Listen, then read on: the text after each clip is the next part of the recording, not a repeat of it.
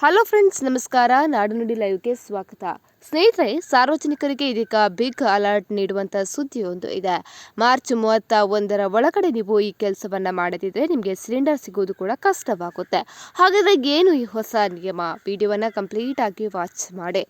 Iran Israel ಯುದ್ಧದ ಪರಿಣಾಮವಾಗಿ ಈಗಾಗಲೇ ದೇಶದಾದ್ಯಂತ ಗ್ಯಾಸ್ ಕೊರತೆ ಉಂಟಾಗಿರುವ ವಿಷಯ ನಿಮಗೆಲ್ಲ ತಿಳಿದೇ ಇದೆ.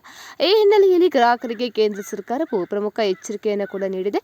ದೇಶದಾದ್ಯಂತ ಇರುವ ಎಲ್ಲಾ ಗೃಹ ಬಳಕೆಗೆ ಎಲ್ಪಿಜಿ ಸಂಪರ್ಕ ಹೊಂದಿರುವಂತಹ ಗ್ರಾಹಕರು ಆಧಾರ್ ಆಧಾರಿತ ಬಯೋಮೆಟ್ರಿಕ್ ಇಕೆವೈಸಿಯನ್ನು ಪೂರ್ಣಗೊಳಿಸಬೇಕು ಅಂತ ಹೇಳಿ ಸರ್ಕಾರ ಆದೇಶ ನೀಡಿದೆ.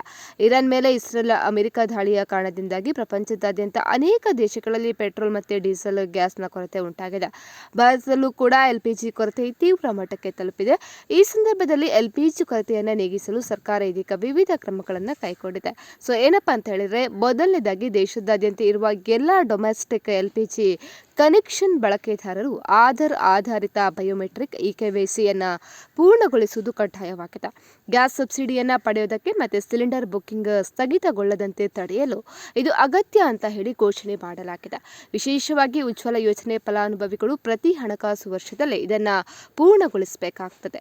ಹಾಗಾದರೆ ಗ್ಯಾಸ್ ಸಿಲಿಂಡರ್ಗಾಗಿ ಆಧಾರ್ ಕೆವೈಸಿಯನ್ನು ಮಾಡುವುದು ಹೇಗೆ? ಮೊದಲಿಗೆ ನಿಮ್ಮ ಸ್ಮಾರ್ಟ್ಫೋನ್ನ ಪ್ಲೇಸ್ಟೋರ್ಗೆ ಹೋಗಿ ಆಧಾರ್ ಫೇಸ್ ID ಆಫನ್ನು ಡೌನ್ಲೋಡ್ ಮಾಡ್ಕೋಬೇಕು. ನಂತರ ನೀವು ಯಾವ ಕಂಪನಿಯ ಗ್ಯಾಸ್, ಉದಾಹರಣೆಗೆ HP ಆಗಿರ್ಬೋದು, ಭಾರತ್ ಆಗಿರ್ಬೋದು, ಯಾವ ಕಂಪನಿಯ ಗ್ಯಾಸನ್ನು ಬಳಸ್ತಾ ಇದ್ದೀರೋ ಆ ಕಂಪನಿಗೆ ಸಂಬಂಧಿಸಿದಂತಹ ಅಧಿಕೃತ ಆ್ಯಪನ್ನು ಡೌನ್ಲೋಡ್ ಮಾಡ್ಕೋಬೇಕು. ನಂತರ ನಿಮ್ಮ ಗ್ರಾಹಕ ಸಂಖ್ಯೆ ಅಂದರೆ ಕನ್ಸ್ಯೂಮರ್ ನಂಬರ್ ಅಥವಾ ನೋಂದಾಯಿತ ಮೊಬೈಲ್ ಸಂಖ್ಯೆಯನ್ನು ನಮೂದಿಸಿ ಆ್ಯಪ್ಗೆ ಲಾಗಿನ್ ಆಗಿ.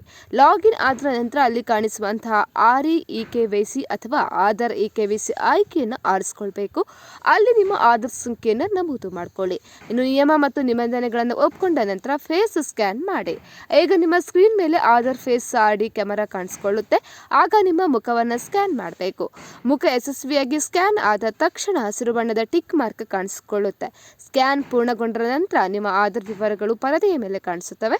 ಕೊನೆಯದಾಗಿ ಸಬ್ಮಿಟ್ ಬಟನ್ ಒತ್ತಿದ್ರೆ ನಿಮ್ಮ ಇಕೆವೈಸಿ ಕೂಡ ಪೂರ್ಣಗೊಳ್ಳುತ್ತೆ. ಸ್ನೇಹಿತರೆ, ನಿಮಗೆ ಈ ಮಾಹಿತಿ ಇನ್ಫಾರ್ಮೇಟಿವ್ ಆದರೆ ವಿಡಿಯೋಗೊಂದು ಲೈಕ್ ಅನ್ನು ಕೊಡಿ. ಅದೇ ರೀತಿ ಮತ್ತಷ್ಟು ಅಪ್ಡೇಟ್ಗಾಗಿ ನಮ್ಮ ಚಾನಲ್ ಅನ್ನು ಕೂಡ ನೀವು ಸಬ್ಸ್ಕ್ರೈಬ್ ಮಾಡಿ.